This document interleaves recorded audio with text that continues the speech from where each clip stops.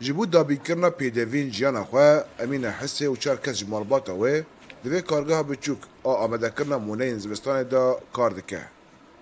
امینه ها 55 سالی کودایی کانه هزاروکانه دبیجه و افکار جبو وان درفت و دریکی جیانیه.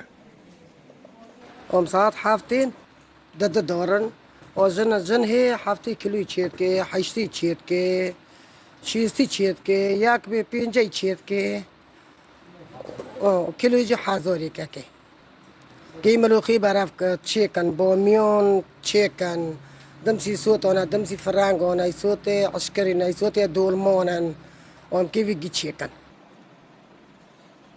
دوی کارگاه بچوک آل گنده حلنجه ده سهجن به سیستم کار آزاد دخبتن. سرپرست کارگاه دبیجه و اوتنه ده پیدا کرنا سبزیان دا زحمتیان دکشینن.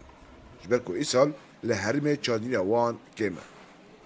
لدرفته ج مثلا جعفرینته ج لاطقیته ج شامته ج کو ممجته تکالیف چه ده کل منطقه به هر کس که مرا کسکای خوونه تکالیف چه ناب.